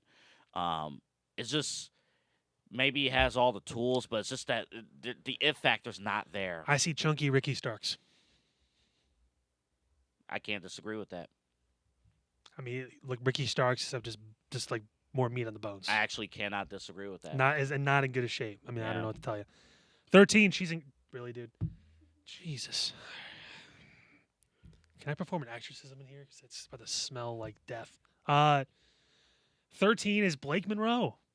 She found her way onto the list. 27 years old from London. She's now officially the Women's North American Champion. Yeah, and I still think even on NXT, maybe a little bit underwhelming, but I think it's been a learning curve of getting rid of old AEW habits and learning WWE. So I think she's in for a big 2026. Yeah, it's around the corner. Speaking of being around the corner, he already passed that corner, is moving up the main street because he's in the tournament. John Cena's last time is now tournament number 12. Javon Evans, 21 years old. Javon Evans is Holy crap. There's a reason why He is Randy Orton. he's good. I'm telling you right now, if Javon Evans does everything right, and if he does I think the only thing Javon has to continue to work on, is the microphone. If he can consistently continue to improve on the mic, because I think sometimes he gets a little bit lost with his promo work. He's 21. I'm giving analysis to Yeah. somebody who I expect Yeah. to be a pillar Yeah. on the main shows for the next 20 years. So literally, if he could continue to work on the microphone consistently, this guy is going to be one of the superstars in WWE. Our first, I guess this counts as AAA, even though he's done some WWE stuff. El Hijo del Vikingo, number 11, Sure. 28. Sure. I think my son is taller than him. He hasn't really. I think when he faces Dom, he wrestles really well, but again, it's just that the it factor is just, I don't know. And now we're into the top 10. You can see it on the screen, so I can stop reading my phone. Number 10 is Tiffany Stratton. She's 26. I remember seeing that. 9 is Jack Perry, which is hilarious. This guy will never be more over than he was in his first run as Jungle Jack Perry. He should not be in the top. He should not be in any He list. should not be in the top 20. He should be on the unemployment list, but that's beside the point. There- The I cost AEW half their audience and their number one draw. I list. almost turned the channel when Jack Perry, Jungle Boy, and the Young Bucks were literally on the television, and they only had like a 2-minute segment with Don Callis, and I almost turned Well, but the match apparently was like otherworldly. It was a 5.5-star classic between them and the Young Bucks, and it's unbelievable all the athletic stuff they can do. You're wrong. It was 9 stars. Stupid. Can we talk about number 8, Roxanne Perez? A really good name on this list. Someone who I think they said it's 23. 23. 23. Her and Giovanna are the youngest ones. Everyone else is in their mid-20s or later. So, yeah, Roxanne she's wrestled the most matches in WWE this year of anyone, Yep. male or female. A I lot think of reps. I think LA Knight is right behind her on that list. Yeah, a lot of reps. A lot of reps for Roxanne. So, I mean, that's impressive, and she's I That's think, so much. and again, I think she's going to be. We talked briefly earlier about Dom's future and the Judgment Day's future. I think Roxanne's in for a big feud with Liv in 2026. Be fun. I want to really see how Roxanne looks, perhaps at a solo feud with Liv. I think that's going to be huge. Jordan Grace makes the list at number 7. She's 29, so she's on the very edge of this. It feels like Jordan Grace has been around for a long time, and she has in pro wrestling, but not in WWE. And man, Jordan Grace is the one where I kind of wish there was better writing and better booking for her in NXT, but it is what it is. Not everybody can win. Never seemed like she made a lot of sense in NXT. It kind of felt like she should be on the main roster. Should have skipped it. Kind of, yeah. honestly. Like even Blake Monroe too, kind of felt like okay, like maybe she just doesn't really need this. But I guess the AEW side of it, retraining her, I get that. But you could always Jade Cargill that and just like teased it, and then eventually she could have just showed Jordan, up. you could. Well, Jordan. Well, Jordan knew her work rate was different. Blake has a different type of build. Like Jada's, you could just, as you can see on SmackDown, just present her as a badass. Well, Vince would have pulled Blake right away. I know. She'd been champion the first week she was there. Oh yeah. Number 6, your boy Obafemi. He'll be number 1 on this list next year. I think he's or number 2. I know Rhea's there, but 26 or 27. Well, Rhea's not going to be on this list for very much longer. oh yeah, that's right. Oba's like 26, 27, somewhere in there. MJF as number 4. He is currently on hiatus from AEW, correct? He was not on Blood and Guts, I believe. Correct. So he's 29. Mm-hmm. So he has reached the highest he ever will in AEW. He will never get any more popular with that promotion. Sometimes that can happen. I look at somebody like Dean Ambrose, Jon Moxley, and I say that's the most over he was ever going to get in WWE was his run with the title against Seth and that stuff. Mm-hmm. He's never going to see a higher star in WWE than that. He can come back and have a couple matches or a little run where he's popular, but he's never going to be that kind of guy again. Well, remember MJF had that "I'm going away," the stairway promo that he's going away for. But you're right, and this won't happen. But man, it would be nice if a surprise in the John Cena tournament was MJF. He's unfortunately AJ styled himself to this company, so I mean he's going to be there for a few more years, and I just don't. He took the money, but he's about to be 30, so he's not going to be one of those young guys, so to speak, on this list anymore that has all this potential that's right in front of him. He's going to capitalize on this, and his opportunities will only grow if he goes to WWE. They're going to stay kind of lower end in AEW. We real quickly, we skip Braun Breaker, but we talk about Braun Breaker on the show every week. That's why I didn't even say anything. Yeah, Braun Breaker's number 5. He probably should be number 1, if we're being completely honest with ourselves, because he is going to be the face of the company really soon. But like within the next year or two, he's going to be the guy, I think. Just because Cody, Roman, other side of 40 now, it's going to be a thing. But number 3, Kyle Fletcher. Kyle Fletcher. 26. I don't see it, but I don't watch AEW that much anymore. So, well, I can't because I don't have YouTube TV. You do. Maybe not for much longer. Was he on the card? Not last night. He wasn't on a 2.5-hour show, and he's supposed to be one of the top. He's their top. Oh no, person. no! He was on. He was on it. So Never he mind. better be on the show. He was on there. He was in the men's War Games, Blood and Guts. Yeah, because they had to counter program that earlier in the month. Real good. He was in there. Number 2, Dominik Mysterio. Makes a lot of sense. He's 28. So excited to see him. He'll be back in the list again. Real quick, let me go back to Kyle Fletcher for a hot second.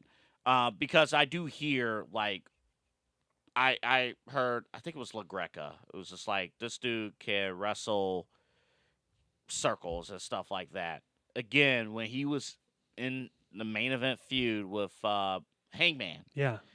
Champion versus champion or whatever it was. Again, I think Kyle Fletcher right now, like, he has the tools, the it factor. I just don't see it. I don't see the it factor's not there for me with Kyle Fletcher. In the ring, sure, he's not going to disappoint. He looks like if Shawn Michaels in the 90s didn't get bitches. That's what he looks like to me. The good ones would make that a character, but again, that's not. That's what he looks like with his little hard glasses. Hey. What the Proto Star is his nickname or whatever it is. Uh-huh. Okay. Yeah. Sure you are. Dom number 2, I think we can all agree on that. Him and Braun are going to be two of the guys. Jacob Fatu, I think, is in his 30s, so that's why he's not Correct. like early to mid 30s, so he's not going to be in this list. And speaking of which, Rhea Ripley, the number one, she is 29. She will not be on this list next year. Yeah, so I think you're going to be, Dom and Braun Oh God, yeah. will probably be the two. It depends on who's champion when they decide to make this list, or they're both being. They'll still be. I'm going to give an outside shot to MJF only because if AEW in 26 just says screw it. He's 29. Oh, that's right. He will not be on this list. So MJF's even if he out. has a amazing year that makes me go, oh wow, they actually did what they're doing for a second. It's not going to matter. I don't think Kyle Fletcher. He's 26, so he'll be on the list. But I don't think Kyle Fletcher will be competing for number one. I think I'm just looking at this. I don't think anybody from AEW. Well, it depends on who they talk to. If Dave calls Bleacher Report enough and begs them to put an AEW star on the list, maybe they'll find a way. Did you see, by the way, Dave doing the podcast, whatever, and Tony Khan called him in the middle of the podcast, and actually, it's ringtones like Tony Khan. He may not be getting paid for it, but if you think that Tony Khan isn't calling Dave Meltzer and asking for his opinion on how to book his show, you're insane. Oh, he should. He should. Dave's been in the industry for 50 years. No, he hasn't. He's been talking about the industry for 50 years. Nobody likes this dude. Nobody important likes Dave Meltzer. Right. This is a great list. Who do you think that's in? Sorry, I made you put it away. That's 11 through 20 right now. Yeah. Who do you think will be in the top 10 next year? Oh, Javon. Yeah. I think Javon will be the other one that might be competing. I don't know if he'll be. He could be top 5. Javon could be top 5. He'll definitely be top 10, and he's only going to be 22. He'll be number one on this list at some point. It depends on the speed in which they want to move Javon next year. I could see a scenario where you keep him at NXT for another year. I could see a scenario. He's already. Me personally, dipped his I'm toes in. moving him up. He's been developmental for a couple of years already. Yeah, it's crazy. He's only 21, but he's been doing it since he was 19. And honestly, the thing about Javon, he's built too. It's not like he's just a two-pick or anything. He's a little skinny, but I mean, he's filling out a little more. He's filling out more than he did like even 6 months ago. He can drink alcohol legally now, so he can put on a few more pounds. Oh, that's a good point. Blake Monroe's another name maybe you can see jump up. I don't see those two doing it. How they book Tatum Paxley will be interesting. Austin Theory's a big what if. If he joins either Austin Theory's going to move up or he'll be out. Yeah, I think because Austin is 28, so he's only going to have one more year to be on this list. If he gets put with the Vision, if that is the plan for Survivor Series and beyond, he will be at least in the top 15, if not the top 10. I think that he will reestablish because of Paul Heyman. And honestly, I could see there being a power struggle with Braun and Paul because now they're doing it Braun's way. Maybe Austin Theory's a little more open to listening to Paul Heyman because his career hasn't gone the way he hoped. We'll see. And maybe Austin Theory could be the one to take on Braun Breaker at some point, and one of those two turns, whatever, it can be a thing. There's a story with those two, and I'd love to see that. We'll see. I would love to see that. It depends how the Triple H can get behind Austin Theory and put him in that role, or is it somebody else? Don't get behind him. That's gay. He's a man. He doesn't stroke. All right, you had a Cody and Roman question. I saw this and thought it was interesting because they literally are on the WrestleMania commercial together playing poker against each other. I love how Brock Lesnar just does something. When you see Brock Lesnar in the wild or just doing something not wrestling related, you're like, oh, he's kind of a person. Right. Like, you just forget. The question was brought up like that WWE doesn't want to have Cody and Roman on the same show because they don't want to have them near each other because there's not a teased match coming. I think I can speak for most of the wrestling community where I say we're not dying to see this again. I'm not. I don't know about you. I mean, they needed help in their matches. Granted, again, the WrestleMania 40 main event was fantastic. 39 was heartbreaking. It didn't make a lot of sense, but it led to 40. So we appreciated that. We don't need this anymore. We got the two matches. If we're not going to get Rock and Cena 3, I don't need Roman and Cody 3. We're good. Like you're not pissing anyone off by having Roman Reigns in the Wargames match. Though, again, I don't think it makes a lot of sense because he literally said he wasn't going to be back till Christmas. So Like, don't have him. That's one thing Triple H has been good at. If someone says something, usually you don't mess around with that. There has to be a storyline reason why he would break that promise. Like, Jay has to, like, grovel and call him. Like, we really need you. Like, there has to be, like, on Monday at MSG, Jay has to be, like, laid out, blood Jimmy. everywhere. Because Jay's going to go to Jimmy first. That's right. Because Jimmy's there every week. They have to. Jimmy's got to be out of it. You know, There has to be a reason for Roman to speed up the clock. Maybe even call Solo. Mm-hmm. He goes to SmackDown and sees Solo. Hey, yo, man, listen. I know we got beef, but I need you. I need my brother. I can't help you, man. And then Solo really is doing his own thing, though, right now. He's on, which I do like. No one cares, but I mean, he's over there. I mean, like, it's not like honestly, I know. I will admit, SmackDown this past week was It's not that SmackDown's a bad show. It just feels like a lot of stuff over there is unimportant. And on a Friday night, if you're sitting down on a Friday night, you really want to be entertained because you're home on a Friday night, which we will be home on Friday nights very soon. You want to be entertained, and you want things to feel like Raw feels important. NXT in its own way feels important. Once they start, SmackDown doesn't feel that. Again, important. this time of year gets a little tough, especially when both champions are in the War Games match, because it's like, how do you like? They're gonna obviously bleed some guys over onto SmackDown now, so they can incorporate War Game stuff or whatever it is. But yeah, there's avenues to go about it, but I don't want to see Roman until honestly January. So to answer, I guess, what is your question out of this? So like, would you? The question was, is it going to be an issue if these two are on the screen together and there isn't a match planned, like at WrestleMania or down the road? I don't think so. No, there's no problem at all. I thought it was silly. That's why I brought it up, because it was like, these guys, it's two of the biggest stars you have in your company. You should want them on the show. Like, well, if Rock and Stone Cold are always tied in with each other, and Rock and Stone Cold can share the ring together, even if they're not directly in a story. I tie Roman more to Brock than Cody as an opponent. No, but just from the two-time main event of WrestleMania. That's the only reason why. Well, how many times did Brock and Roman headline WrestleMania? I know, but I'm just 3? saying, like, you got two of the faces. You got QB1, you got the Tribal Chief. Yeah. You got two people who people pay tickets to see. I do think the only way you do get Roman and Cody 3, it has to be the story. Follow me here. The stories are not gonna really tie into each other. It's gonna be Roman winning the Royal Rumble. Yeah. And Cody has the title. Could you imagine? And they waste the Royal Rumble win on Roman Reigns. If there's one person in the company right now not named John Cena who could walk up and say, you know what? I want a title shot. Roman would be given the title shot. You know what? Like, oh my God. And it's his character too. I'm the Tribal Chief. I don't need to. What do you mean I have to go do this? I think his entire character arc though is he's never changed.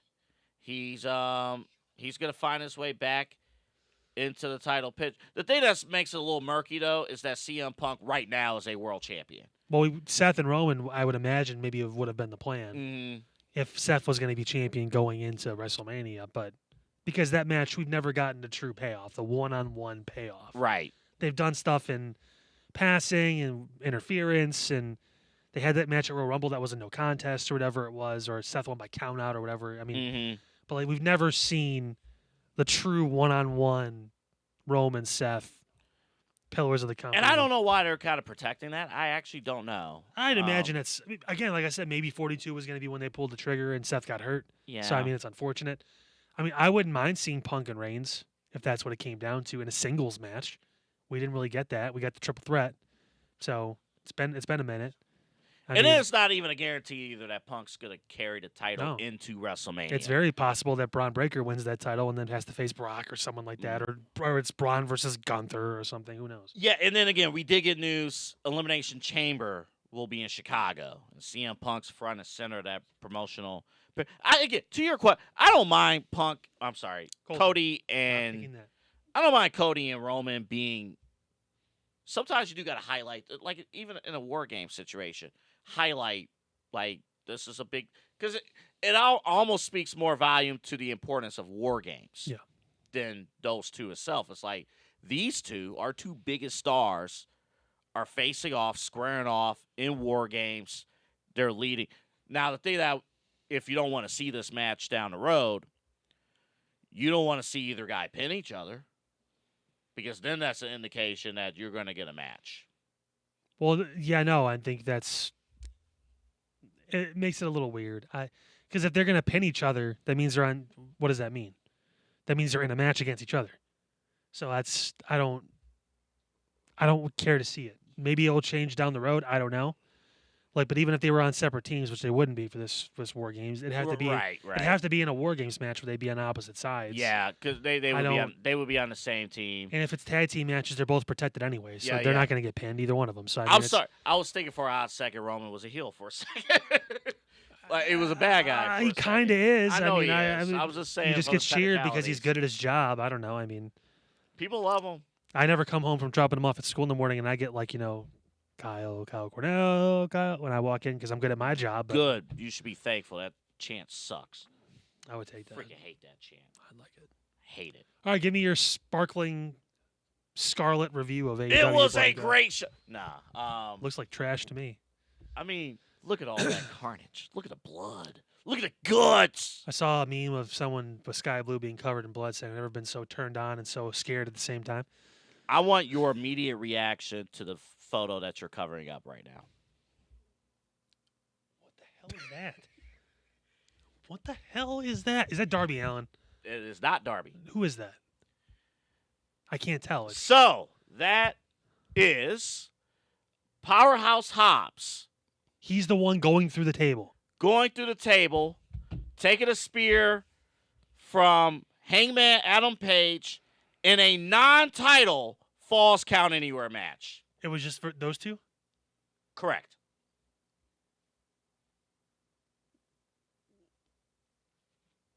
Why? Because Why? it's wrestling, brother. Why?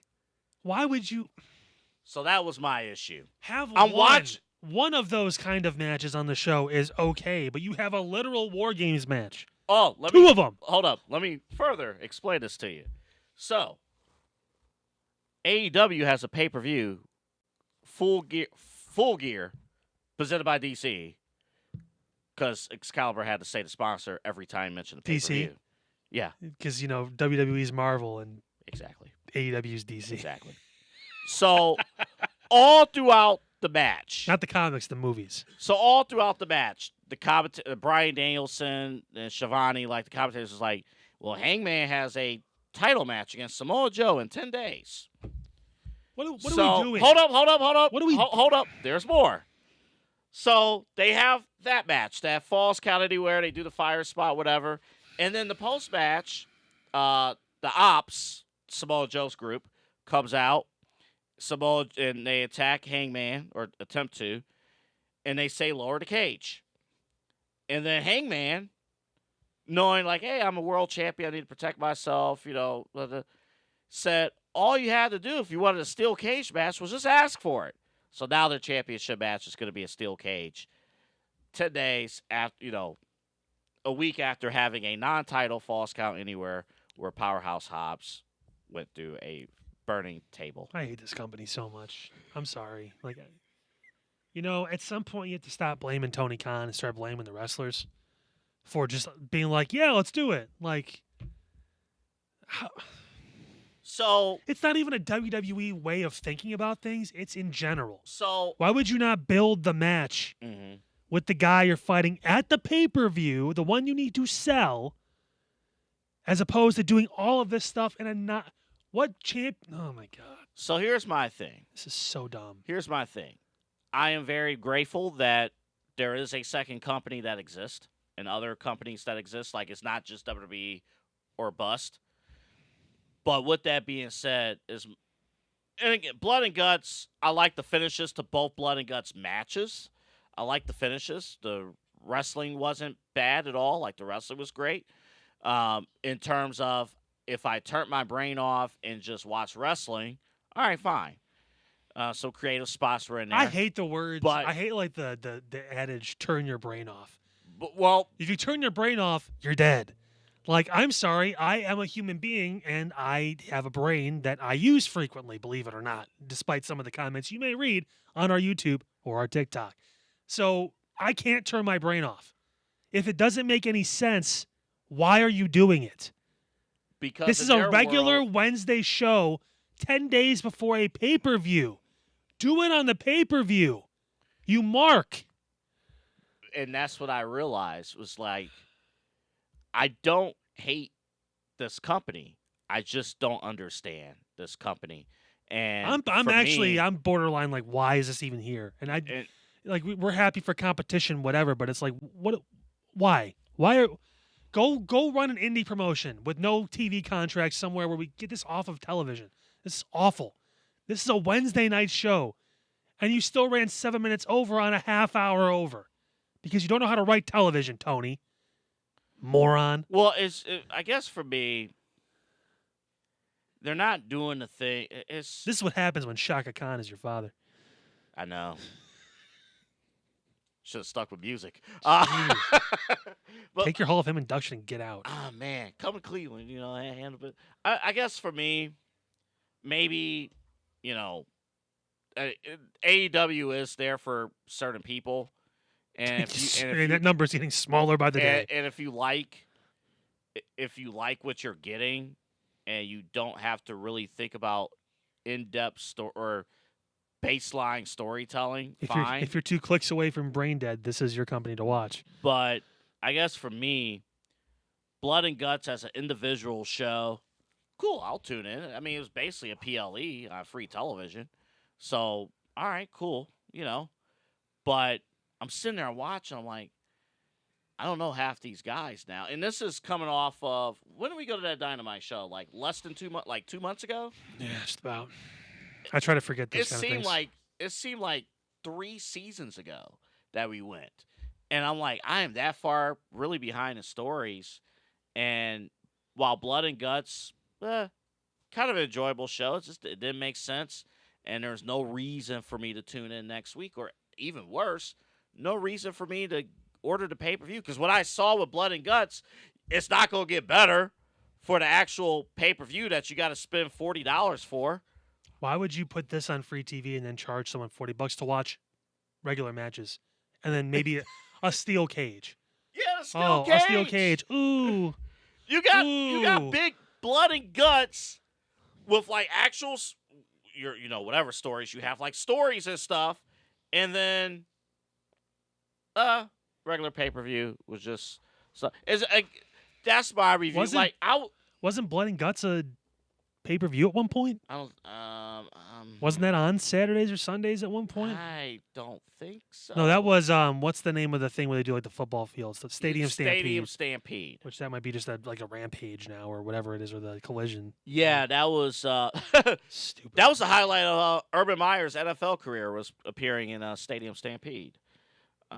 But yeah, I said to our NXT Reacts audience, I'm like, you know what? I'm going to watch AEW, and if I'm intrigued, if I like what I really see, I'll do a Blood and Guts Reacts, a separate video. Did and you after notice there's no Blood and Guts video?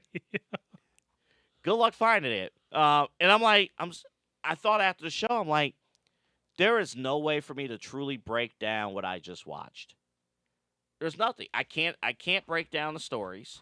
I can't really break down the results. I can't be like, well, hey, I may or may not like this, but here's where they're going, and here's why they went with it. They did a non-title Falls Count Anywhere match. What champion says yes? Even the babyface champions are like, no. You know what that reminds me of? When You'll wrestle a match. You'll do a regular match, but you're not going to do that. When you're booking shows on a video game, and like, oh, you got to like match the star rating of per show. So on SmackDown, you book Hulk Hogan versus Andre the Giant in a TLC match in the main event of SmackDown. Non-title. In a 5 out of 7 whatever. You see, none of that. That's how Tony Khan books these shows. And again, there's a certain whatever. If you're interested in doing reacts for AEW Dynamite, let us know, because we're not doing this. We're done. We're not doing that. So I if have you're no interested, let us know. desire at We'll all. put you on because we do love more content for the podcast. So, if you're interested, let us know If you like suffering, by all means. because we ain't the guys to do it. He flat out hates it. I'm confused. So the question you ask yourself in anything you do is, why am I doing this? Why is Adam Page spearing someone who's not even going for his title through a flaming table? Was that even the main event? it was the second match. It was the buffer match. Is this the last topic? Tell them about Dubby. W is great. Get the energy drink. SHWP10, the promo code. You're lucky my son's here, Tony Khan. That's all I'm going to say. Because I have so much inside me right now. I want to punch a hole in the green screen. It's... Not the lovely green screen. Don't do that. Show's over. Episode 98 is next week. Episode 99 is the week after that. possibly live from Possibly. Granny Sports Cards. Yep. We'll see. And then episode 100 is the week after episode 99. So make sure you tune in.